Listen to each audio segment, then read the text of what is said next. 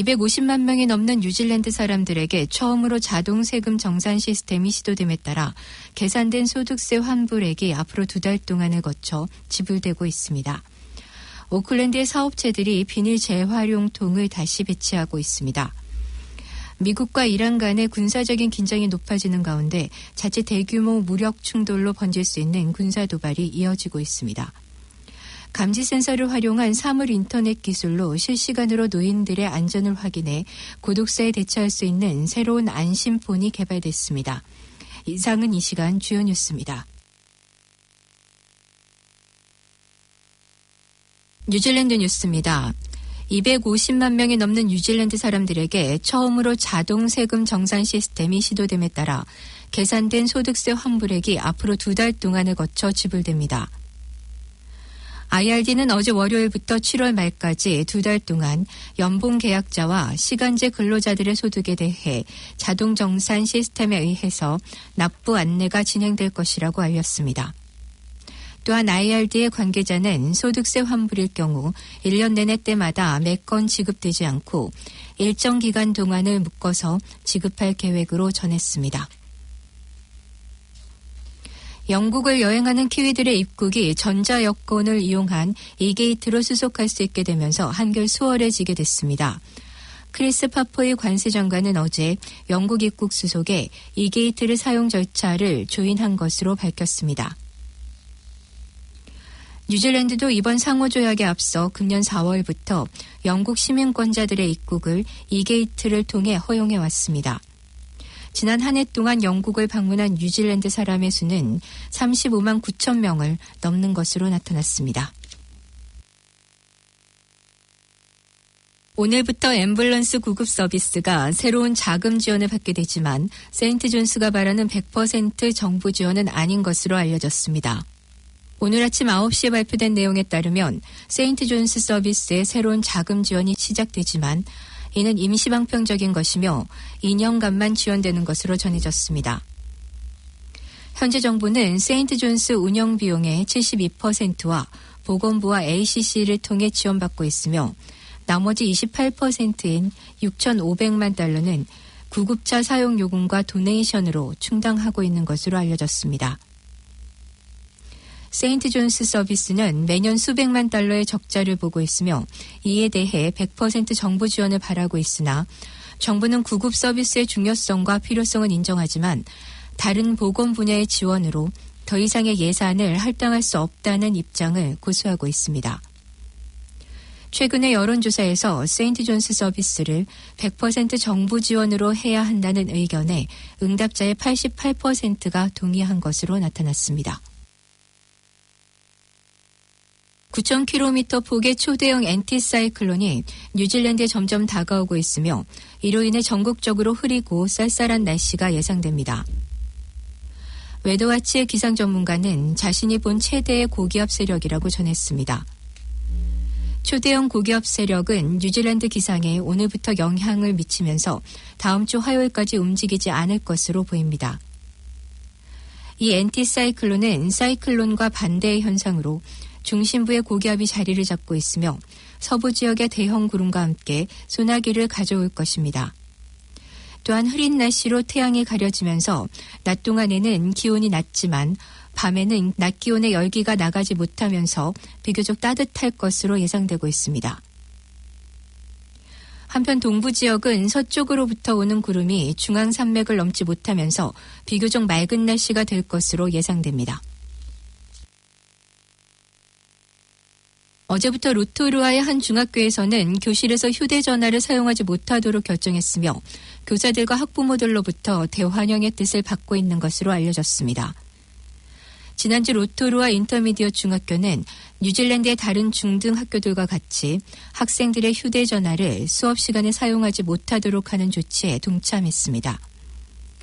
게리드 테리 학교장은 학생들이 수업 시간에 휴대전화를 사용하는 것을 통제할 수 없는 상황이며 학생들은 수업에 집중을 못했었다고 전했습니다. 이 학교는 $2,000의 비용을 들여 디지털 접속을 막는 금고 25개를 구입했으며 수업 시간 전 학생들의 전화기를 수거해 수업 시간에 집중을 할 수 있도록 조치했습니다. 학교장은 학생들의 전화기 사용이 부모들로부터 배운 모습들 중에 하나라며 학교에 있는 6시간 동안만이라도 수업에 집중할 수 있도록 부모들의 협조를 부탁한다고 밝혔습니다. 뉴질랜드 최고의 음악 경연대회 2019년 마이클 힐 국제 바이올린 경연대회 본선이 오늘 5월 31일부터 남섬 퀸스타운과 오클랜드에서 열립니다. 이번 대회 본선에 진출한 16명 중 한국 국적으로 출전하는 연주자 1명이 진출해 교민들의 눈길을 끌고 있습니다. 또한 한국인으로 클라라 주미강이 대회 심사위원으로 참여하고 있습니다. 당초 2명의 한국인이 예선에 통과했었지만 한국 국적자인 송지원 참가자가 퀸 엘리자베스 국제 결승 진출로 인해 이번 대회를 포기하는 관계로 현재는 임도견 연주자 혼자서 한국인으로 출전하게 됐습니다. 마이클 힐 국제 바이올린 콩쿠르는 뉴질랜드를 대표하는 세계적인 음악 경연 대회로 세계적으로 두각을 나타내는 차세대 바이올린 대가들이 이 대회를 위해 노력하고 있습니다. 오클랜드의 사업체들이 비닐 재활용통을 다시 배치했습니다. 지난 20일 월요일부터 오클랜드 시민들은 대형 슈퍼마켓이나 웨어하우스 등의 매장에서 다시 놓여진 비닐 재활용통을 이용하실 수 있습니다. 비닐 재활용은 지난 2015년 일부 도시에 도입됐지만 중국이 비닐 수입을 수락하지 않아 2018년 중단됐고 멜버른에 기반을 둔 리사이클 리플러스가 더 이상 뉴질랜드의 비닐 재활용품을 수령하지 않게 됐었습니다. 그러나 퓨처포스트와 투앤라이프 플라스틱스라는 두 곳의 오클랜드 기업이 상용 제품의 비닐 재활용 방법을 찾아 다시 시작하게 됐습니다. 지난 월요일부터 오클랜드 전역의 37개 장소에서 부드러운 비닐 재활용 쓰레기통이 다시 설치될 예정입니다. 버스 등 대중교통에 애완동물을 데리고 탈 수 있도록 하겠다는 오클랜드 카운실의 시도가 아직은 조금 더 기다려야 할 것이라는 소식입니다. 1년 전인 2018년 4월 오클랜드 시의원 캐시 의원은 다른 의원의 지원을 받아 대중교통의 애완동물 동행에 대한 아이디어를 제안했습니다. 오클랜드 교통국에서는 버스 및 열차 운영 회사와 이 부분에 대해 협의 중이며 앞으로 몇 개월 내에 업데이트 될 것이라고 입장을 밝혔습니다. 수도 웰링턴의 경우 지난 2018년 3월에 애완동물을 데리고 대중교통을 탈 수 있도록 허가했으며 같은 해 7월 중순 새로운 규정이 시행되고 있습니다. 현재 오클랜드에서는 버스나 기차에 동물을 데리고 탈 수 없지만 대부분의 페리 서비스에는 케이지의 개와 작은 동물을 데리고 타는 것이 허용되고 있습니다. 일하는 중이거나 훈련 중인 장애 보조견 등은 기차와 버스에서도 허용되고 있습니다. 지금까지 전해드린 뉴질랜드 뉴스는 뉴질랜드 헤럴드, TVNZ, 스토프, 라디오 NZ, 뉴스허브에서 간추렸으며 그 밖의 뉴스는 BBC, KBS, MBC에서 간추렸습니다. 오늘의 환율 정보입니다. 뉴질랜드 달러화 대비 원화의 기준 환율은 780원 99전, 한국에서 보낼 때 788원 79전, 한국에서 받을 때 773원 19전입니다. 끝으로 날씨입니다. 오클랜드 오늘은 대체로 맑다가 소나기가로 바뀌겠습니다. 낮 최고 기온은 17도로 예상됩니다. 수요일인 내일은 대체로 흐리겠습니다. 아침 최저 기온은 12도, 낮 최고 기온은 17도로 오늘과 비슷하겠습니다. 지금까지 김춘선, 이선지였습니다.